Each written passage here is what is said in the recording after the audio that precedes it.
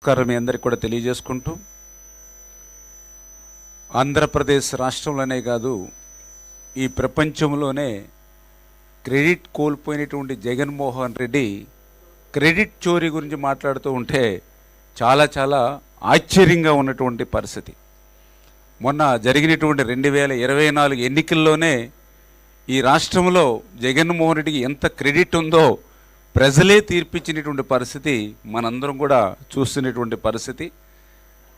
ఒక పక్కన అసెంబ్లీని ఎగ్గొట్టి ప్రజలకి ముఖం చూపించలేక తన అసత్య అబద్ధాలతోటి తన అవినీతి పత్రిక తన కరపత్రికలో టన్నుల అచ్చులు మరి అబద్ధాల అసత్యాలు ప్రచారం చేయాలనేటువంటి ఆలోచన మానుకుని అసెంబ్లీకి వచ్చి ఏ ప్రాజెక్టు మీద మీకు ఏ డౌట్స్ ఉన్నా ఏ ప్రాజెక్టు పనులు ఎట్లా జరుగుతూ ఉన్నాయి చాలా క్లియర్గా డిస్కషన్ చేసుకోండి. అసెంబ్లీకి వచ్చి మేము సిద్ధంగా ఉన్నాం.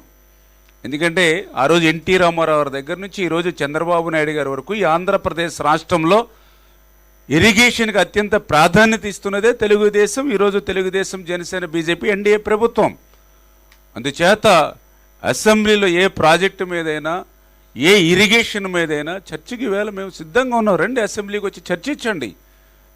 ఒక చర్చా వేదిక, ఒక దేవాలయం లాంటి అసెంబ్లీలో ఒక ప్రజావేదికలోకి వచ్చి చర్చించండి తప్ప మీకు ఒక అవినీతి పత్రిక ఉందని, మీకు ఒక కరపత్రిక ఉందని టన్నులు అబద్ధాలు అచ్చులు కొట్టి ప్రజల్ని అయోమయించేసేటువంటి పరిస్థితి వద్దని చెప్పి ముందుగా జగన్మోహన్ రెడ్డి గారికి తెలియజేసుకుంటూ, ఎందుకు ఈ మాట చెప్తున్నా అంటే నిన్ననే చూస్తాం ఏదైతే వాళ్ళ పత్రికలో మరి ఈ యొక్క వెలిగొండను కొట్టేద్దాం, మరి ఈ యొక్క మరో క్రెడిట్ చోరీకి సిద్ధమవుతున్న చంద్రబాబు నాయుడు అని ప్రాజెక్టు పూర్తి చేయకపోయినా మరి దాంట్లో వాళ్ళు మేధావులే అంటే ప్రాజెక్టు పూర్తి అవ్వలేదు అని ఒక రకంగా ఆయనే జగన్మోహన్ రెడ్డి గారే అంగీకరించినట్టుగానే ఆ హెడ్డింగ్ కనపడుతూ ఉంది. ప్రాజెక్టు పూర్తి కాకపోయినా చంద్రబాబు నాయుడు క్రెడిట్ అని చోరీ అని చెప్పేసి.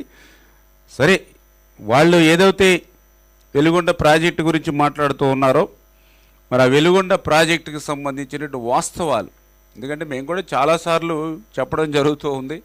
ఎంతో శ్రమించి ఈ 18 నెలల నుంచి కూడా పనిచేస్తున్నటువంటి పరిస్థితి కూడా మీ అందరికీ తెలుసు.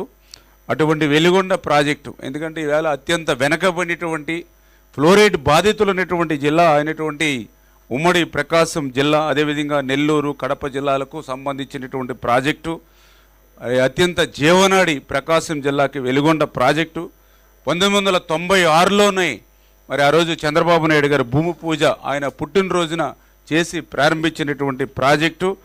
అటువంటి ప్రాజెక్టుని మొన్న 6/3/2024 అంటే మొన్న ఎన్నికల ముందు పనులు పూర్తి కాకుండానే పోలీసు పహారా మధ్య జాతికి అంకితం చేశామని ఆ రోజు జగన్మోహన్ రెడ్డి ఏదైతే ఆయన పనిచేశారో.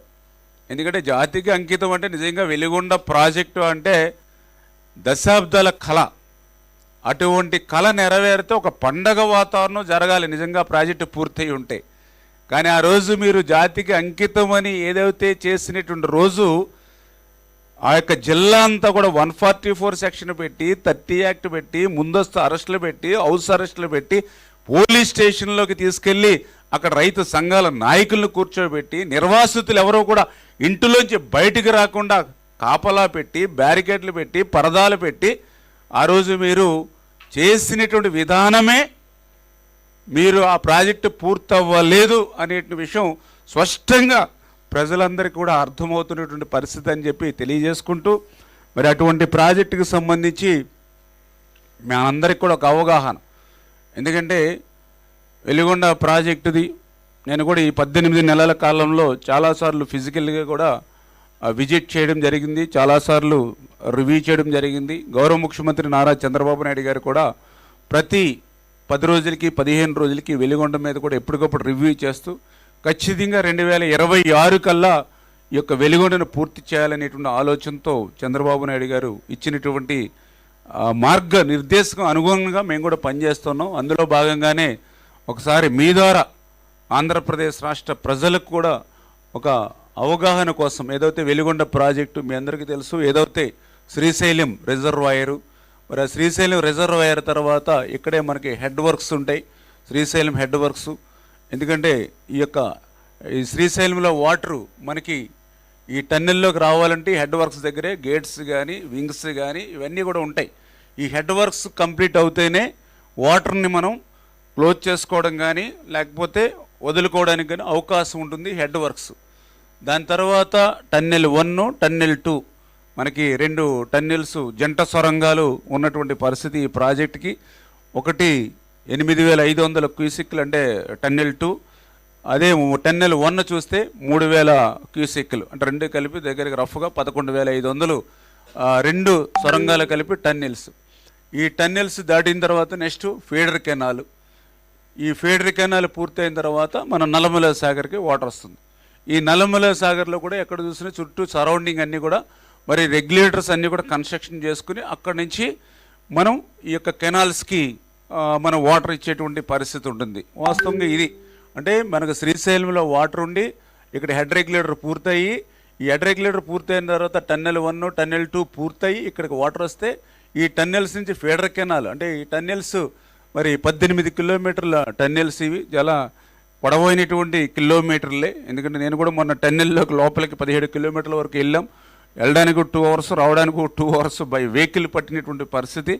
అటువంటి 18 కిలోమీటర్ల టన్నెల్ పూర్తవ్వాలి, హెడ్ రెగ్యులేటర్ పూర్తవ్వాలి, టన్నెల్స్ పూర్తవ్వాలి. ఈ టన్నెల్స్ పూర్తయిన తర్వాత మళ్ళీ ఇక్కడ 21 కిలోమీటర్ ఫీడర్ కెనాల్. ఈ 21 కిలోమీటర్ ఫీడర్ కెనాల్ పూర్తవుతూనే నల్లమల సాగర్ వాటర్ వస్తుంది. నల్లమల సాగర్లోకి వాటర్ రావాలి అని అంటే ఇక్కడ ముందు మళ్ళీ రెగ్యులేటర్స్ దీన్ని అవి కంప్లీట్ చేయాలి. నెక్స్ట్ ఈ నల్లమల సాగర్లో మళ్ళీ గ్రామాలు ఉన్నాయి, ముంపు గ్రామాలు.